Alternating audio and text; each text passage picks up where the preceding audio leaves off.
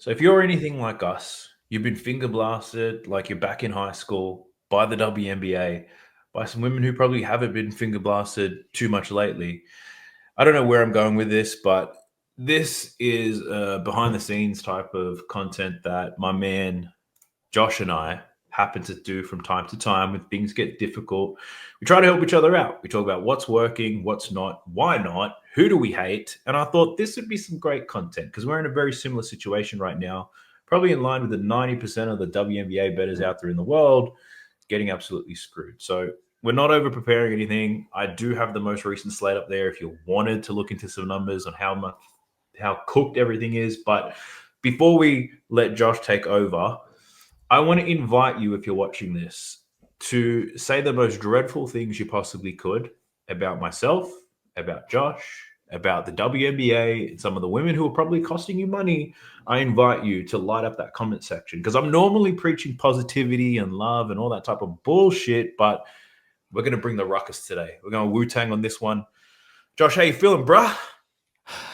I mean, overall, pretty good, man. But in the context of what we're talking about, been better, for sure. I think, part of the frustration, bro, is that we can't just be coming up winning some of these bets as people who, have people that are coming to them and paying money for bets. And obviously not on YouTube, it's one thing.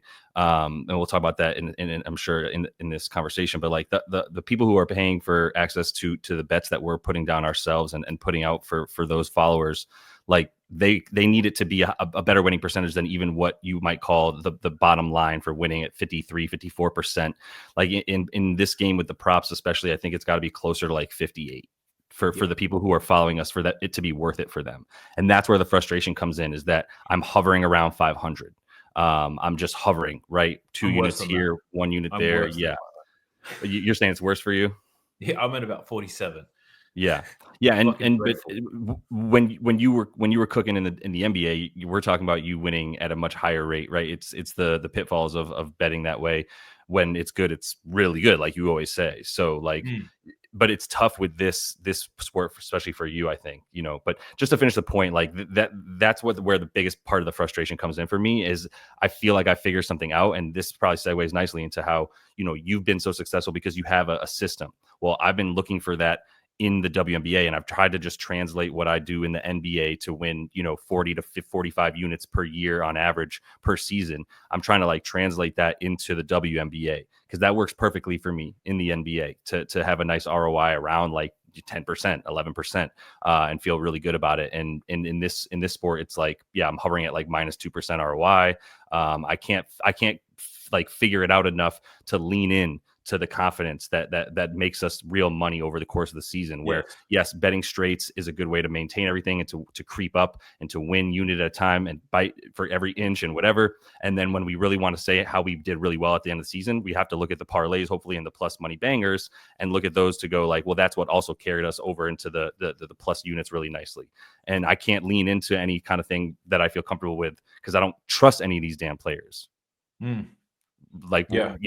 is that what you're finding, is that your success in the NBA isn't translating because it's not, you can't just lean into your thesis and then like bang it with plus money bets? I think what's killing me is that I am leaning in because the WNBA keeps sucking me in, right? We get this bullshit after bullshit, and then eventually there's a nice day. There's a nice day where like everything looks good, and it's like, all right, I think we might be back here. So let's lean the fuck in, and then another crucifixion. Like yeah, it's Yeah. tough out there. And I've tried like many different things. Like at the start of the season, I was like, I don't like betting unders. And then eventually I realized like maybe I'm overly optimistic about what these women are capable of on a nightly basis. So made the pivot, bet unders, was consistent betting unders, and I was getting the same outcome anyway. So it had something to do Yep. with my research methods. Maybe I'm missing something. But Well, let me point something out to you, right? Like someone brought this up to me today because I bet on Sammy Whitcomb to go over 2.5 threes for like we plus both did. 140. Yeah. And she's been taking about 7. She took Yes, 7 today. that's right. And the Wings are terrible. Period. Yeah. End of discussion. They're awful against the 3. They're awful against the guard. Name what they're pretty good at limiting rebounds to bigs. That's it. Yes. And everything else they're terrible at. Yes. Sammy Whitcomb has hit at least 4 threes in 5 of the last 7 games. Both of the 2 games that she didn't hit the 4 threes against in the last 7 games, Dallas Wings. And somebody brought that up today before I bet on her. They were like, does it scare you that the only team she's gone under against recently is the Wings? And I go, no, she still took 7 threes in that game. I'll happily take that again. Guess what? She went 1 for 7 again. That's one thing. The data conflicts with what happens. The other thing is you look at certain players, like if you try to use the advanced filter on Props Madness to where you're going like, let me get all the teams that suck against her play type and how she's done against the shitty teams against her play type. There's no correlation. The number 1 spot up team, well, this spot up shooter has 2 games against them and has 3 threes in each of those 2 games. And you're like, how do I follow what's the pattern? And she versed the Aces twice. The Aces allow the second fewest attempts to 3-pointers. They defend the 3-point line. That's the only thing they do well defensively. She lit them up for 4 3-pointers in both games. Yep. I know that because I bet the same thing, and I bet it for the same reasons. I said, if she takes 7 3-pointers, I'll live with the result. Mm-hmm. It's a bad read if she doesn't get the volume up. That means we never stood a chance. But if she's taking 7 and we're getting plus money here, you bet this 100 times in a row, and you make money. Plus AV. But so I think there's that happening, and like, look, I'm trying to attribute it to specific things, right? Like the lack of success, and I think it does stem from the data that we use, the patterns that we create to help ourselves in the NBA, not working for a couple of reasons. We also can dig deeper in the NBA where we can get into the matchups, one-on-one player matchups, touches, involvement in the offense in different ways besides just passes and traditional stats and stuff like that. We don't even get advanced tracking data of any kind, right? So we're not able to use the same stuff, potentials, all this other stuff. It's not available the same way as in the NBA. There's that happening. And then I think there is just like a skill gap that we really need to consider, which is like the NBA players are robots. If you leave them in a corner by themselves with a basketball hoop 25 feet away, they're going to make 75 to 80%. Shaq is going to make 75% of them. They're just that good because they're shooting thousands of times a day. They're crazy, right? Yeah. And so with the WNBA players, it's not the same level for whatever reason, right? And like when they're playing each other, it's just not the same level. So a wide open shot for a player in the WNBA, volume doesn't guarantee you much because of inconsistency. Open shots don't get like good matchup, doesn't guarantee you much because of inconsistency. And it's almost like betting college at this point, like betting college players to a degree where it's just they're not making wide open shots the way the NBA players do, et cetera. So like we just have to take that into consideration, but there's got to be a different way to find these patterns that we can lean into. And I don't have the best solution just yet. You know what's funny? I said the exact same thing in my Discord today. And I was sharing, we're talking about the frustration of betting this season. And I was like, the main thing that pisses me off is I just haven't been able to find the pattern. There's always a pattern, and I've always been able to find it many times, different patterns that support what I'm doing. And I haven't been able to find it in the W. I was thinking about rebounds. And initially when I came into the season, I was like, rebounds are going to be a great prop for that very same reason. These women are so inconsistent scoring. They'll miss layups. Like the rebounds, provided you get the person in the right position or somebody who's just bigger than everybody else, the rebounds are a good look. I think rebounds have been the most difficult thing for me to bet on. And watching the games, the main problem is where I've noticed the difference is that a lot of these girls are crashing offensive rebounds, but it becomes such a contest under the basket. The ball's going over the baseline every single time. Like no one's securing the rebound. It's just being tipped everywhere. Like, I'm like, it's so frustrating because the rebound chances are so high, but they can't secure them. They don't have the athleticism or they don't have the strength. Like it's messy. They're dropping everything. So rebounds in a way I've kind of stayed away from, unless I'm betting on Angel Reese. Like Angel's been very good to me lately. Yeah. But yeah, that's fair. But yeah, it's been crazy. Like, I made the pivot recently and I was like, if this looks too good to be true, I'm not going to bet it. And I've done that with a lot of players. But sometimes you still get sucked into it, Yeah. You still get sucked into it. I know. And I feel like I'm getting caught in these traps. Yeah. So I have a thought there too, stepping like a slight step back, which is because like what we've always done is start with the number. What is the prop line? Is it 25 points for this player? That's too high or low or whatever. And then from there, that'll cause us to like investigate that prop further. Okay, I got Kelsey Mitchell at 20.5 points here. That sounds high. She's averaging 18. Why is it? Okay, Caitlin Clark's out. This is an easy matchup here, whatever. We're finding that stuff and investigating and seeing if we can like get some value against it, right? But the research we're doing is like, all right, well, what's she averaging? What has she done in the history in this context, in this situation, right? And also just like the matchup. Is this a good matchup for XYZ reasons? Well, like I think what I've been talking about with people in the Discord and a few other folks is like, I think I just need to stop at the number. Just look at the number, play the number based on, is it high because that's, this is mostly because this isn't something she normally does, right? She's a 15 and a half points per game scorer in her career. Since she's been getting 30 minutes a game, she's still like an 18 points per game scorer. It's 20 and a half. That's it. Just blindly play it and try to and leave the edge at the number, and don't try to find an edge with the matchup and this and that, because the shit doesn't make sense. Like you'll have a team who's number one limiting points inside 5 feet, and yet they give up the most points per game to centers. How the fuck is that possible? this data doesn't make shit all sense. So right? Yeah, it's fucking crazy. So that's what I might try to do, is just be like, that's too high because she doesn't do that ever, and I don't care if Caitlin Clark's playing or not. Boom, but and just do it enough that you win slightly. But that's not how you want to do it more than anything, right, man? Because you want to like find the edge enough to be able to bet the alt line and parlay this and that, because the usage is going to be higher and whatever, right? I take some pride in betting obscure angles, right? And there were times early in this WNBA season where it kind of beat the confidence out of me, and I stopped doing that. Like everything I was betting was like relatively safe. It was very palatable. If you were on the other side of me explaining this bet to you, you'd be like, yeah, fuck, makes sense. Gonna see minutes, great matchup, great history, great form. Like I was ticking all the boxes. Mm-hmm. But it's like it fucking failed more than it won. Right. So the obscure angles, the ones where you're like, oh, I like it, but I don't know. Like fucking betting on Erica Wheeler, for example. Like those types of bets that when I like them, I'm like, I don't know if I want to pull the trigger on this bitch. Mm-hmm. I need to get back into doing more of that. But it's so difficult because you're not offered all the lines. You can't help but look at the key players like Skylar Diggins today, right? And be sucked into everything. They hung a low line. The matchup was perfect. The spread, they were anticipating a close game. Like it all made sense.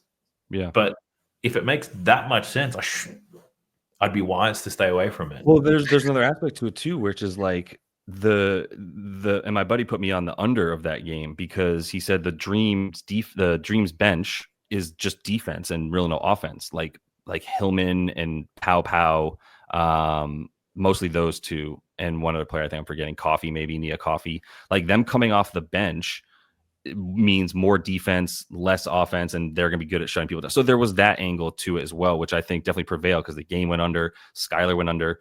But then you look at Gabby Williams. This is another great example of I'm like, what am I supposed to do? Right? She shot the ball 16 times. She had 11 points with like 5 minutes left in the third quarter.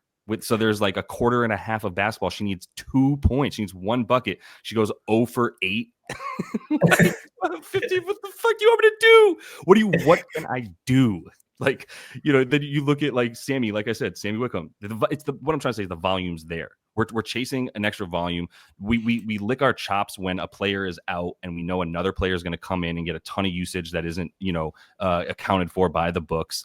And they're not even giving us that line. It doesn't matter. I can't get the 4th best player in a starting lineup. That's the next thing I want to talk about, which is like, if the books don't care enough to give us and they're not even projecting their own shit, so they're not doing their homework to come up with shit. So why the fuck should we? They're just tossing shit out and going like, hey, this player you've never heard of named Loxa or whatever on the fucking Mercury. Yeah, she randomly played 32 minutes the last game. We're going to give you 10 plus points for plus 200, but we're not going to give you an under. We're not going to give you anything. We're just going to give you 10 plus points for this player who scored 10 points last time, because you idiots think she's going to do it again and don't even realize she's not going to play or whatever.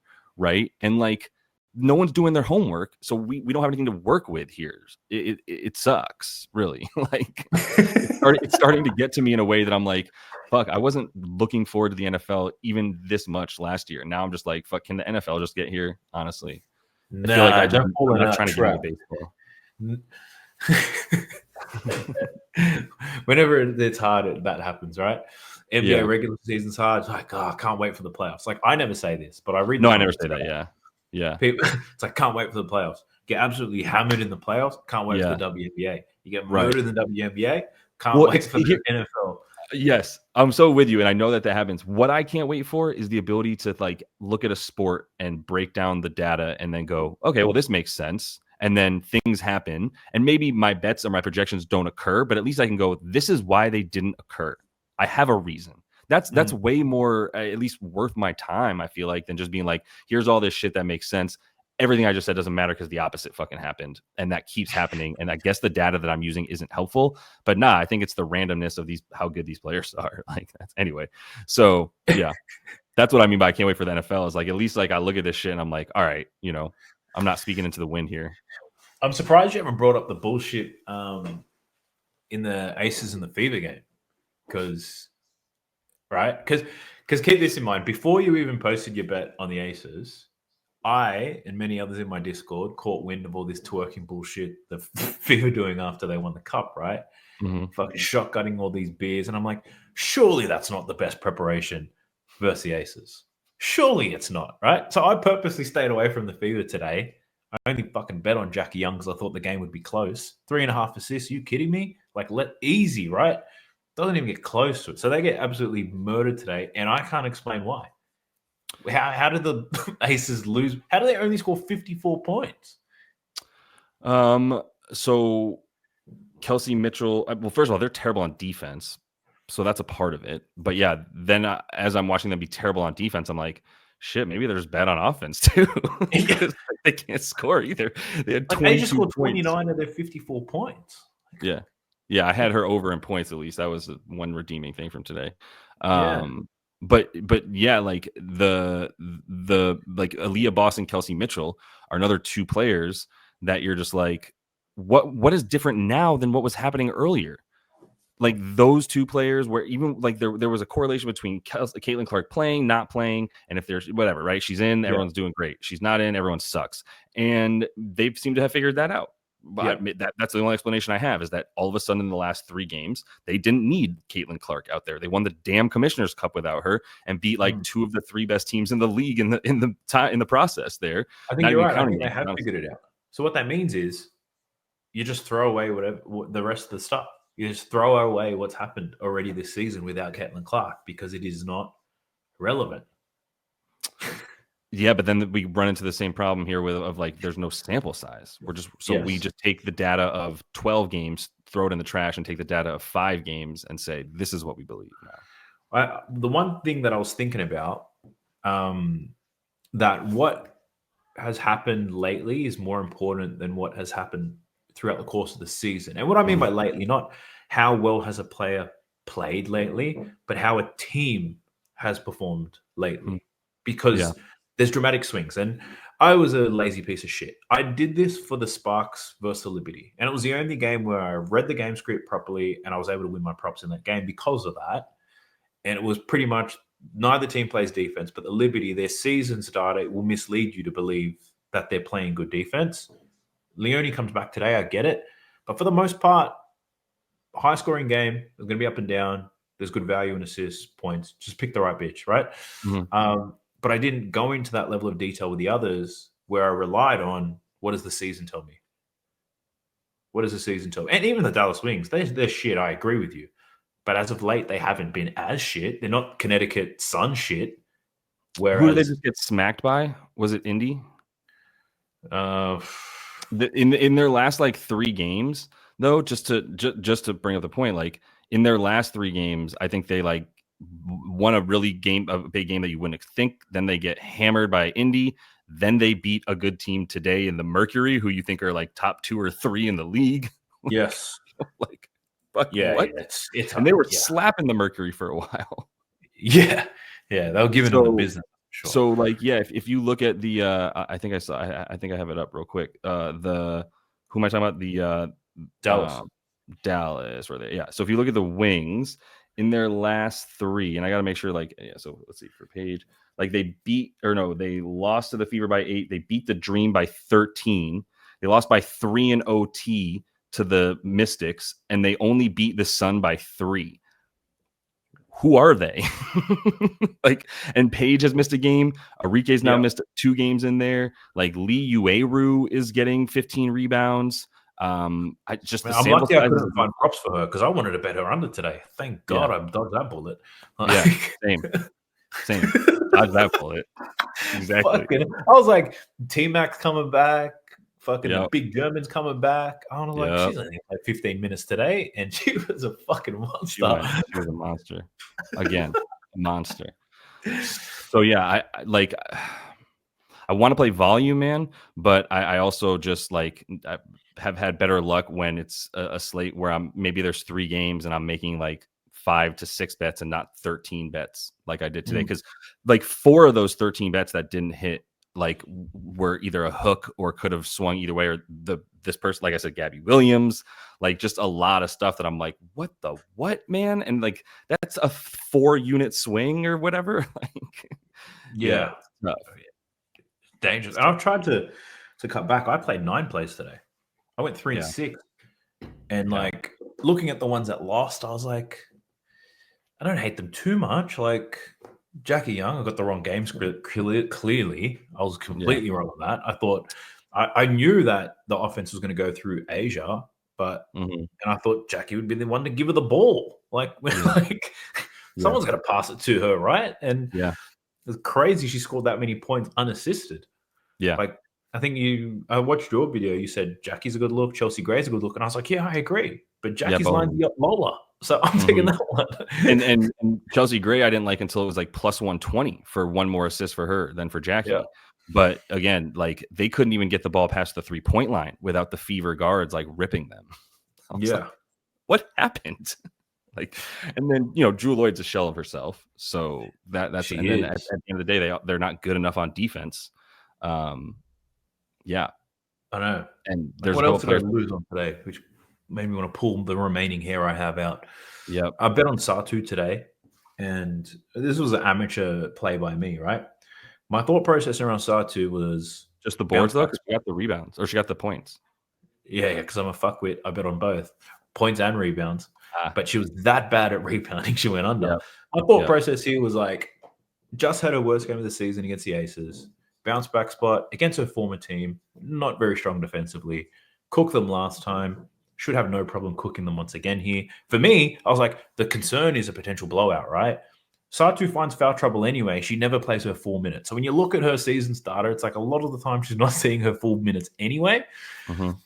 So I bet the points and rebounds, expecting a bounce back with points. If it gets tight, I'm expecting the rebounds to carry me over. Fucking 20 points, 2 rebounds, so many rebounds going over the fucking baseline.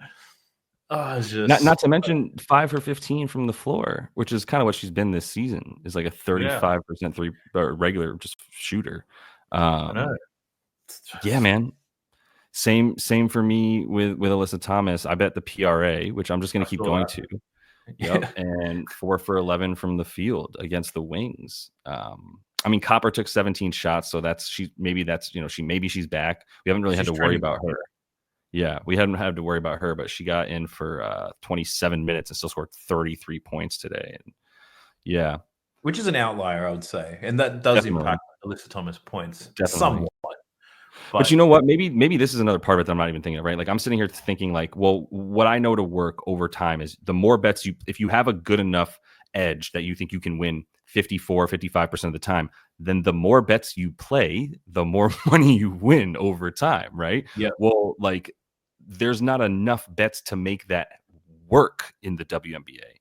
In one NBA game, we're getting anywhere from 10 to 15 players to bet on, 7 to 8 per team to bet on, right? As long as like whatever. So like, and even if you want to be conservative, like let's say 6 per team, 12 per game. And then there's at least 4 games, 5 games, 6 games a night. Like a 6-game slate is pretty average in the NBA.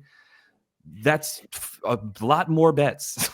It's like 80 bets. And here we're getting like, a total of like 12, 15. I mean, it's like 8 per game at the most, right? With 2-3 games, 15, 20 bets that you can bet on. And if you don't like any of it, too bad. There's no way to play volume that way. So that's another big part of it. And if I don't remember that being the case last year, I don't remember as many games without the full starters getting props.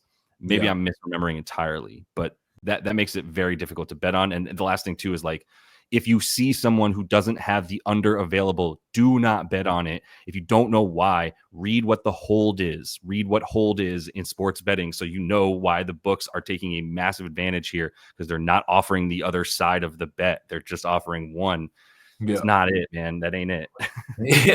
Yeah. I don't know. It feels different. I already know like points, the combo markets, points and rebounds and assists, points and assists.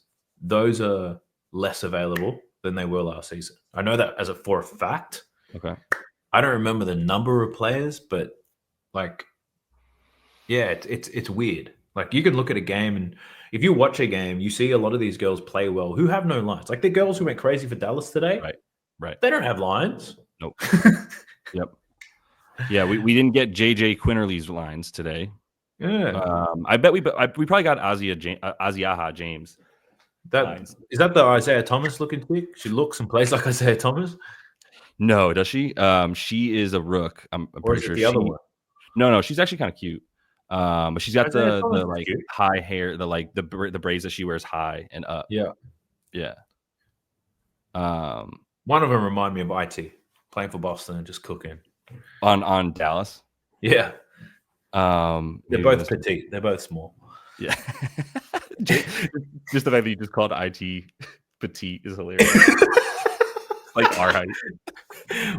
Well, I'd fit into that classification anyway. I am petite. Yeah, no doubt as well. No doubt. But yeah, I'm sure we don't have too much in the way of like solution right now, other than to just like keep trying to push through. And to be honest, like I'll be honest with people, if I hit a point where I'm like, yo, I don't have the edge right now. If we reach the playoffs and it's just like, look, man, I'm 8 units down, and you know the most I've gotten up to is 10 units up this season. That's been my fluctuation. Then I'm just like, I'm not gonna waste any of y'all's time or money.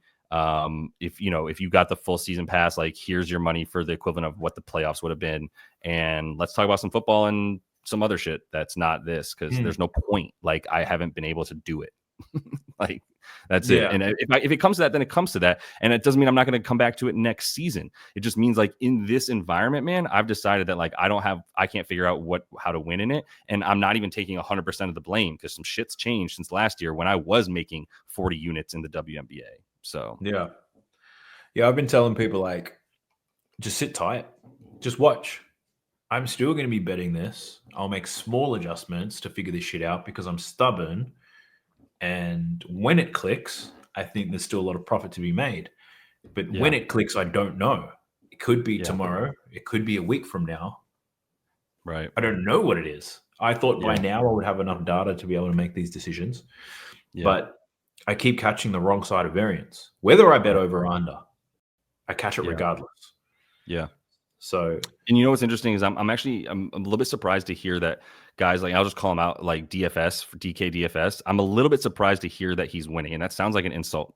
Not because not because he's awesome at winning, because we know what he's capable of, and his record speaks for itself. The money that he makes doing it, but the thing that I always notice for DK is that he knows the 10th player on the team, right? And as a result, he finds the value spots when the backups come in as well as anybody. Right. And like kind of prop bomb ish in that sense, where it's like, I know that this dude's going to pop off, at least in the usage. So I'm going to bet it big here, or whatever. Well, there's nothing available. He's got to bet the stars in the WNBA. There's nothing else available. And it's really come down to like players like, Asia James or a few of the other sort of like mid-level players, like even like Rakia Jackson, right? Those types of players, like they're super hit or miss, more so than like a Nafisa Collier. So it almost just pays to just be chalkier in that sense, because the usage is going to stay high for a Brianna Stewart and for a Nafisa, but I don't know what the usage of Azura James versus Rakia Jackson is going to be. So like those mid-level players ain't worth betting on, which really limits who makes sense to even fucking bet on at this point. Yeah. So yeah. And you got to factor in all these girls going away for Eurobasket, AmeriCup, There's an Asian one coming up soon. Like they're going and coming back. It's just shifting numbers, Yep. which a lot of the previous data are not as relevant. And it's like Yeah. it's hard to anticipate how many minutes a girl's going to get, what their So role is going to be. Like it's wild, and I yeah. don't remember being it this difficult. Yeah. Like That's a really good point too, and not and consider that like if Phoebich is gone, which means this team is the Liberty are bad on defense. They're now 10-0 with Phoebich, 2-5 without her. Put it that yeah, way, right? And so everybody's stuff is going to suffer if they're not winning games or the whole of the offense isn't as good. They're not getting as many stops on defense that lead to transition buckets. Like all of that impacts everything, and we have to know that like all these players are gone for how long. It's a different ball game than the NBA. It's a really good point. yeah, yeah. It's fucking nuts. And now we got to wait a very long time to see a large slate again. So it's like small slates, pick your spots. Yep. Yeah, Bob and weave. Just avoid a yeah. grenade. just I feel like Neo out here. I'm just trying to dodge these bullets, but I'm getting Yeah. at the same So time. let me ask you, who's been your most dependable player to bet on? Either way, over, under, what have you. I'd probably say the ones that probably excite me the most. It changes, right? Early on, I was an early adopter of Kiki Irifin. I almost bought a Kiki Irifin jersey Mm-hmm. because like her line was so low. She was being Mm-hmm. undervalued heavily, but since Shakira's come back, shit changed. Yep. Um, Big time. Angel Reese has been kind to me. Mm-hmm. I can tend to pick her spots. Ariel Atkins was as well. I could really until that her probably most recent game prior to that. Yeah. Ariel Atkins was very good to me as well. Did you Alyssa find Thomas, any? Yeah, Alyssa for sure. yeah, Outside of Alyssa, who's a stud and we know what she's capable of, and she's also seems to be on somewhat of like a "Don't Call Me Old" tour. You know what I yeah, mean? Like the Angel, a same way. Like we know what she's trying to do out there. She's trying to get buckets and then brick the layup to get another offensive rebound. So who was the first player? Because she was a really good example. Kiki Um, Irfin, Kiki, right? So yeah, Kiki, you liked her, and you know why she stopped doing well because of the players that came back for the Mystics. yeah. Like, did you know why she was doing so well? Was it just usage? Did you have like, or was it just that she just kept hitting and you were like, oh, okay, like she's good. I'm watching her. She's better than these chicks and she can score on them. Early in the season, I was watching and I was like, shit, this girl can rebound like Angel Reese. She's like an Angel Reese with coordination. Like she had a Mm, high work rate. She was more polished offensively. She mm-hmm. rebounded very well, and she was seeing a ton of minutes. And she was playing alongside Stephanie Dolson, who wasn't going to get a rebound Right, anyway. right, So it's like right. it was the perfect spot. So And that made even sense. It's just when like the line there's was some things created that are up, consistent, right? And that yes. remained consistent for you. And now it's changed, right? Yeah, Shakira's in, Kiki seeing less minutes. yeah, Her volume, like her shots, the volume is still the same, but the quality of her shots are very different. She's yeah. facing up a lot more. Like she's not posting up.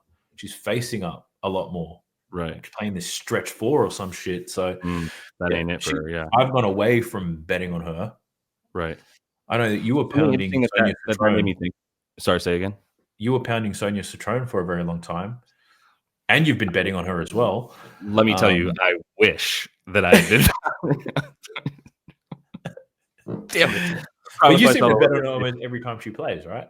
I fucking love her. I bet on her today. She let me down because she only took 7 shots, but it was the matchup. It was my fault for betting on her. Like it's a terrible matchup against the Lynx, and I didn't care. But that's the only team she goes for again. She's filthy good. She like, but Yeah, also what you're saying is the eye test. Like you got to yeah, watch some of these people play and at least know that enough, right? Because there's some people that stand out, and like Sonia Citrone is someone where if like I was walked up to pick up and there was a game going on before I got on, right, and I'm watching Sonia Citrone, I'm like, I really hope her team loses because we need one, and I would love yeah, to pick her up because I would love to play with her because she's filthy, right? She's good at everything. She's good at yes, all facets of the game. yeah, Anyway, like that, but the eye test is crucial to all of this. And then you have to know who could come in and take their spot in the rotation, whatever. Things have changed so much. We haven't been able to figure that out. And that's what the NBA is. If you think about it, that was what I was thinking about as you're talking is like you were on the Iria fan train. We were getting her at like 11 and a half points, maybe like 6.5 boards, yeah, whatever. It's like, oh, great. This is like a 15 and 10 chick, right? yeah, And so we were hitting that. And then pause. And then like that we lose that edge. We can't play that edge anymore, right? That's what we do in the NBA too, right? We play streaks of shit where we're like, yo, Goga Batadze, there's nobody else for the Yeah. basket. 8 assists for Goga tonight, right? Yeah. And like that we could run that train for a bit till the books picked up on it or somebody came back from injury. Yeah. Here, you got like 3 games to run You get these a things you get a before 3-game shit train. changes. Shakira Austin had a 3-game train. Yep. We missed it. Yep. Exactly. You can't be missing that shit. And Yeah. maybe, that's a part of it too, is like you got to be able to get ahead of stuff, but then you got to let shit die. Like my Yeah. Natasha Cloud unders, where for like Yeah. 11 or 11 12 games. straight games, just go Yeah. under. PR, Yeah. leave the assist out of it because she's diming, but just go under consistently. They're not changing the line, partly because it doesn't make sense that she's not going under, but let's ride this train. Well, Yeah. I got burned once. That's all I needed. She's been going over again. Like I'm good on it. So I at least touched the stove, got burned, and I'm out, But then you got to find the trends before they happen so you don't miss the bus. And they're a little bit harder, I think, to spot in the Yes. NBA. That's what we're saying. Yeah. In the W, things don't last as long. They Mhm. really don't. Everything is shorter, and it balances out. So I've been a victim of catching things too late. Not catching them, but staying on for too long. Mm. Yep. Because like you're right, in the NBA, you can go back to the well. Because there are so many teams. There are 10 terrible defensive teams in the NBA. In the W, there's like 3. So it's Terrible hard to defense. continually attack the same matchup or use the same player Yeah. because they're versing another bad team. Like Yeah. it's more difficult to just run shit That makes back. sense too. And plus, like if you're trying to find your spot in the NBA, it's like, all right, nobody's playing for the Celtics.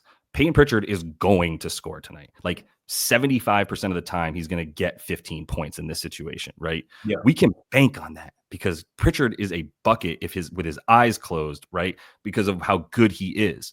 Well, here we've got a spot for Julie Van Loo to come in with no point guard in front of her, and Julie Van Loo is one of the greats in this sport at diming up and playing point guard. And Yeah. if I have 3 games of this, I don't know that in her one game where she's the true point guard of the team that I can for sure say she's a bucket or she's a dime because her people she's passing to ain't a bucket, essentially, right? So Yeah. I'll tell you what that's else is fucked. You bring up Julie Van Loo. It's Yeah, the that was mystery of the Golden State Valkyrie. Yeah, I love them, but that was wrong the way they did her. Did you see what happened? Julie Van Loo won the chip with Belgium. Yeah.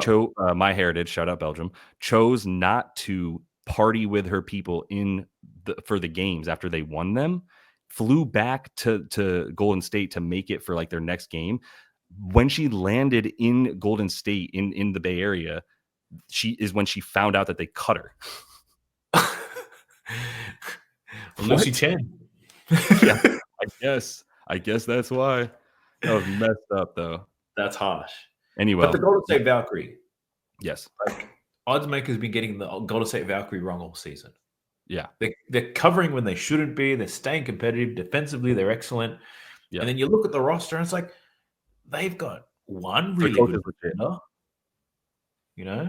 I don't know how the fuck they do this.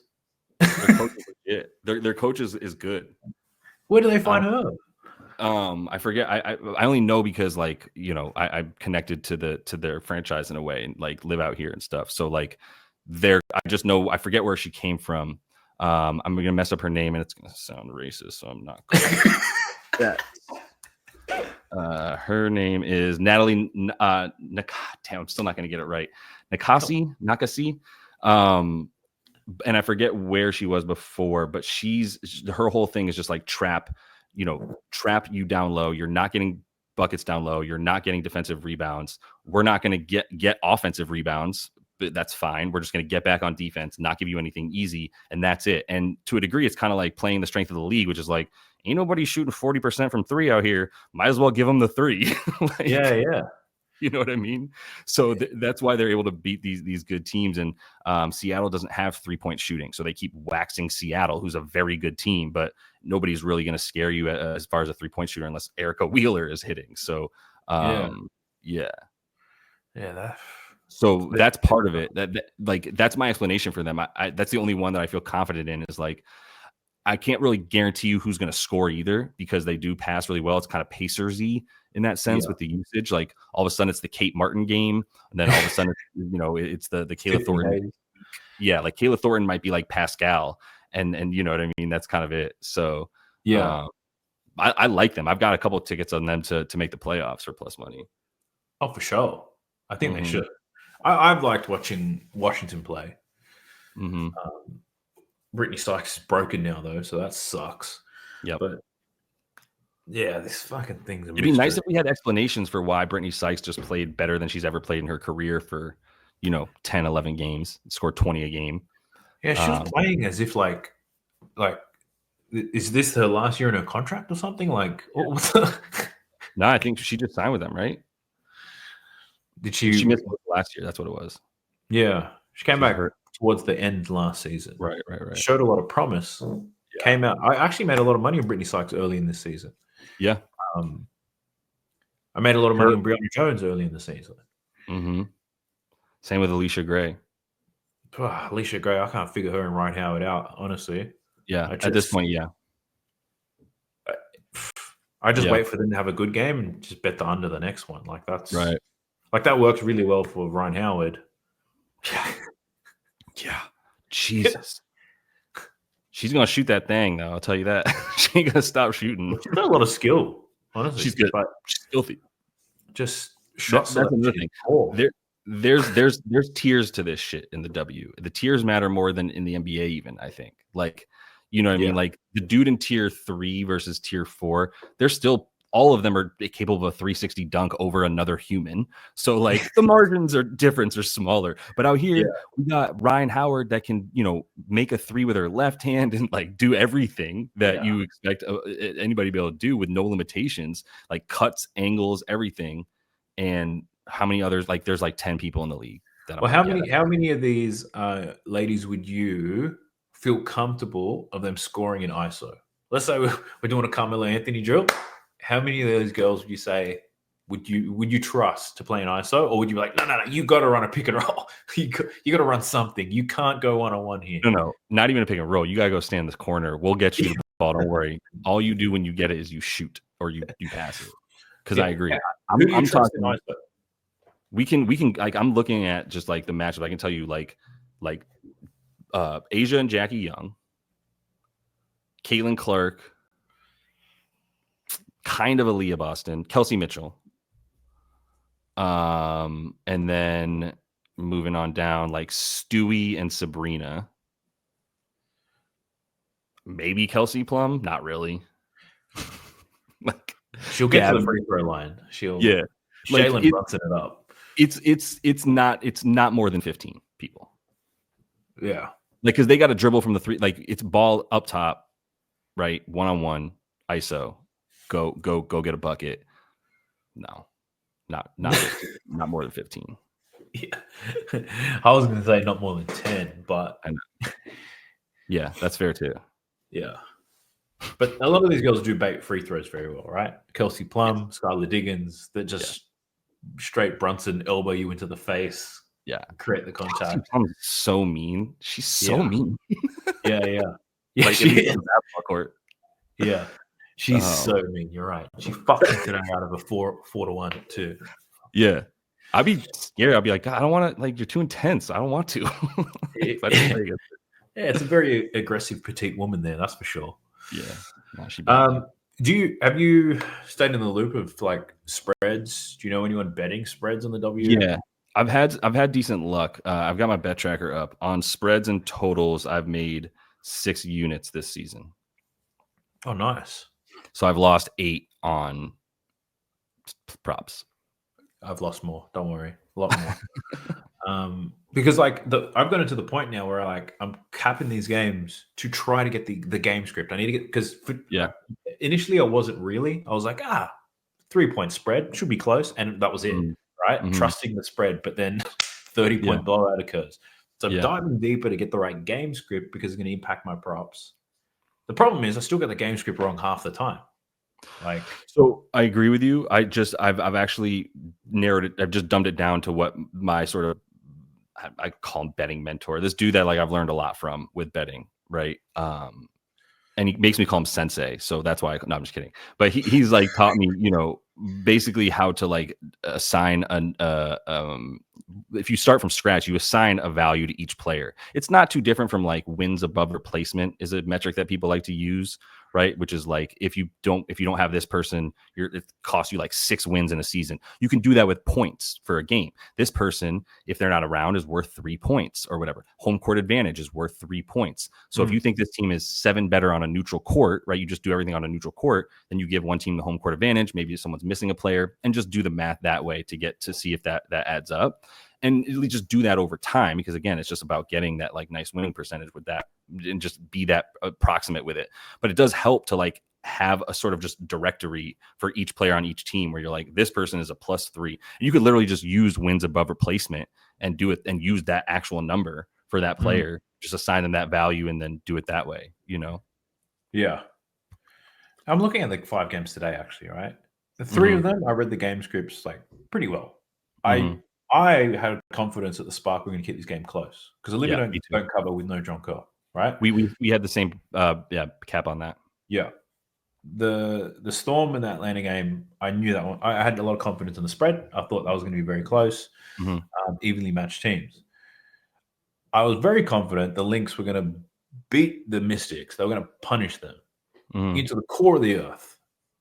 I still was too much of a bitch to bet the unders that I was anticipating. And then I got the other 2 wrong, completely wrong. Yeah. Like so far. I thought the Mercury could blow them out, and I thought the Aces would handle business. Yeah. So, well, I think part of it for you, man, and for me too, because we're prop guys, is like you have to be committed to it, right? And I'll see an edge that I like enough to just bet it, and so that's why I bet like 20 sides and totals this season, which is not much when you consider I bet like 200 prop bets, right? So like if I'm fine with that, but if you really want to feel like you have the stones to do it, you have to be cool with losing, and then which means you have to do it consistently, because if you didn't win today, you got to keep going. But if you don't feel like you have a system of any kind, like you're saying, and it's just on gut, then you're just using sort of hindsight to grade how you did, and that's not effective either, because it's just confirmation bias, right? Your shit was confirmed that you were right, so you're like, I should have bet it. But when you were just totally off, you're just like, whew, thank God I dodged a bullet there, which means you don't have confidence in your system of betting on it, right? That's true. Which means whatever, like, but maybe you can find some value here, because I think that's what you're trying to do, is be like, well, fuck, these props ain't working. Maybe we can find some shit on the sides and totals. Right? I think when I think of props, right, like I'm very aware of what I do, why I do it, how I do things. Right. And it's like, how far do I need to adjust in order to win? Like, because there's been times where I was like, fuck, if I just bet the opposite of what I'm thinking, it'll win. It's just I won't be able to explain why. It will make, and it means I have zero confidence in what I'm actually doing if I'm starting to bet the opposite of what I'm thinking just because of how fucked things are. It's like I have to keep pivoting and adjusting. Do I like I've lowered the value of the matchup? I've not removed it from the equation. It's there, but it's not as important anymore. So just constantly tinkering with things. But it's and you know, that's fine, because we have to kind of do that to a degree. And what I mean by that is, like, there's people who, professional bettors, are just trying to bet as many bets as they can, and so to a degree they'll bet something without having all the data broken down. They'll bet plenty of things without breaking down data. They're just like, I have this feeling about this because of I've watched them lose over here and I watched them win over here. And if they feel that bet has enough of an edge, they'll bet it, because if they do that enough over time, they're thinking is that their experience and their gut and their intuition, based on the stuff that they've the data they got or whatever inside their heads, they're good with it. They just go bet it. They don't offer a reasoning they don't have to go explain to hundreds of people why they bet that in a write-up of some kind to justify this person paying them money. So it's a little different for us. It's like, we're not gonna be able to just bet 1,000 bets in a day or whatever. And I think one thing I'm wrestling with, it's like, during the NBA, I've made over 5,000 bets, and 4,990 of them, I approach them with a very similar process. So like I have this habit of how I look at things, the things I consider, the things that worry me, right? I've built this habit up that, as we spoke about at the top, hasn't necessarily worked in the W. And I'm looking for like what is the adjustment that I need to make and retrain myself on Right. in order to win in this? Right. And I haven't found that yet. But Yep. and I'm thinking about, is it a particular prop? Like, it's not I think points or there is rebounds. something. It I feels don't like there's something that is just sort of hidden, and if we can just find it, Yes, something then we'll be something able is to hidden. derive it. Yeah. And Like, not everyone's looking into this, so at least we're like trying to find the edge that we can. But it's the question that every bettor is going to ever ask you is like, "What's your edge? Like, yeah, why do you think you can do this? You think that you're just going to get lucky enough times to make money doing this? That's ridiculous. It's like the people on the other side, like betting against you, know what they're doing. The sports books. So mm, these people who dedicate millions and millions and millions of dollars a year to doing this process as efficiently as possible, why do you have an edge over it?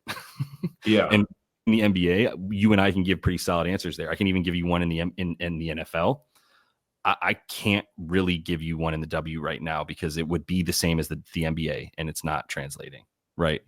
yeah, But I'm not ready after, even a month and a half of this because I didn't really start till the end of May into June, like month and a half of this, and I'm not ready to like give up in any way. So yeah. One angle I'm going to start taking a bit more seriously, is to look at the number, and question why they set the number there. yeah, So, for example, I bet Natasha Cloud too late, right? When we're talking about those unders, I bet her too late. I bet on her the game she went over, right? 9.5 points was her line. She had gone under 8.5 points for 11 games, and the book set the line at 9.5. And I foolishly bet it.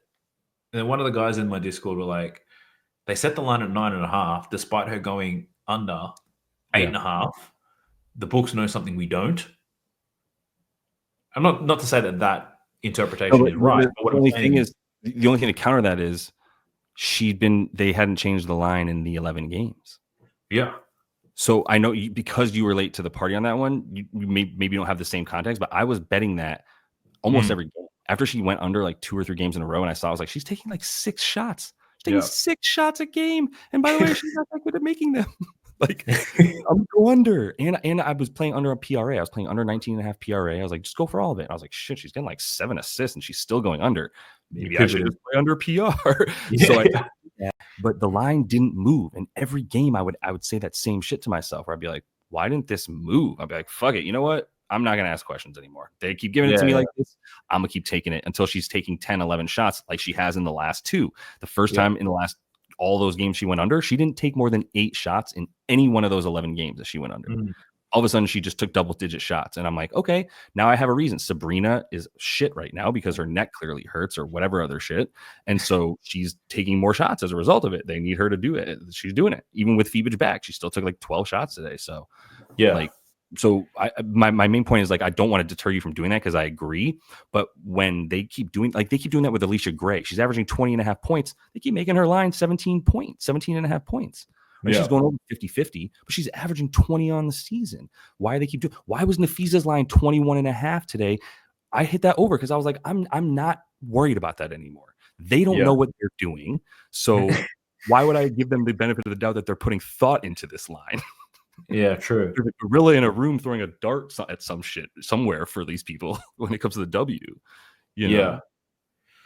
Actually, So I take that back. I'm not going to do that because I'm I already mean shit considering all too over it. many I things. just mean I'm considering too much, yeah. and I don't need more. I don't need more things to look at. Right. I Right. need to, like, the other thing, and I've been doing this in the Discord with some of the guys. We complain when a player plays bad, but we all leave a mental note. All right, bounce back, bounce back, bounce back, bounce Right. back. That's who we're going to take, right? Then my overcomplicated ass looks at the slate, knowing what I said last time, bounce back, but then I'm like, yeah, but I think Minnesota's going to blow them out today. Do I want to? You know what I mean? I do. And it hurts me. And then the ones where I take a bounce back, let's take Sabrina. Sure, bounce back. Neck's still fucked. Let's take her again. Bounce back. Still fucked. I was like, I'm not betting on it today. And I'm telling you, she goes over 17.5 points. She didn't today though. She scored 20 today. Today she had 20? Yeah. I was telling myself not to miss the bounce back. This didn't feel like it. Yeah, yeah. I couldn't do it to myself for the Yeah. third game in a row. I was like, Yeah. maybe she won't bounce back yet. Maybe. Right. And then she But did, yeah. And Better just to to just to tell you again, just to be an asshole, being like, well, here's the problem with just using that theory moving forward. In terms of, I'm specifically talking about the Minnesota game where you're yeah, like, oh, Minnesota's probably going to blow them out, right? Whatever. So like, I don't know if this is the bounce back spot or whatever. Well, today the Aces were in a great bounce back spot, or at least another win spot. They actually had won their last game. It was a good yeah, win. I believe they beat them somebody good, Mercury or somebody they beat recently. That was yeah. good. The Mercury.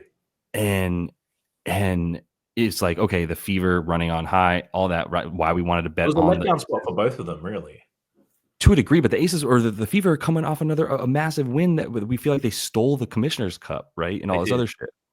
They've been drunk since that day or whatever. But like either way, the thought process would be, ooh, not maybe it's gonna be a blowout, maybe not a blowout, but like it's not a great spot for Asia if we think they're gonna win by a lot.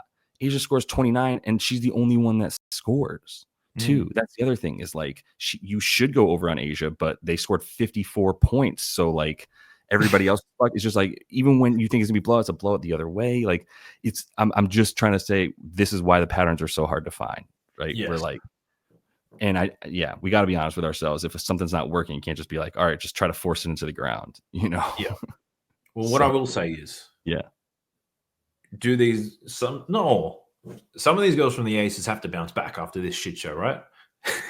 I don't know. It's been a while of them sucking, man. I love that you asked that question right after we Even just my like, vacuum cleaner dies every 6 to 12 months. Like you can't suck forever, right? You've got to give it up. you would think, but maybe, yeah. Drew Lloyd fell off a cliff. So maybe she's just like dragging everybody down with her. Like, Yeah, I think when the Aces do start to tank and Asia Wilson's rested, Jewel yeah, Lloyd's going to be popping off for 20. yeah, right, That's what's going to happen. right. That makes sense. And when that happens, I'll be too scared to bet it because she had gone under this line in 10 out of her last 11. I'm not going to want to touch it. It's fucking chaos, man. Fucking It chaos. is, But look, bro. I got to bounce. I got to Yeah, pick my kids up from school, but this is good. I needed this. same. Hopefully, if you're somebody watching this, you needed this too, or Yeah, hopefully you feel better because you said some terrible things about me, Josh, and a lot of the women in the I can WNBA in take the it. comment section. Let it all out. So fill that comment section up. Take a deep breath. We get back to this shit in 2 more days. Josh, I appreciate you as always. No doubt. Hopefully, I can jump on one of your streams sometime soon. Let's get it. Let's go.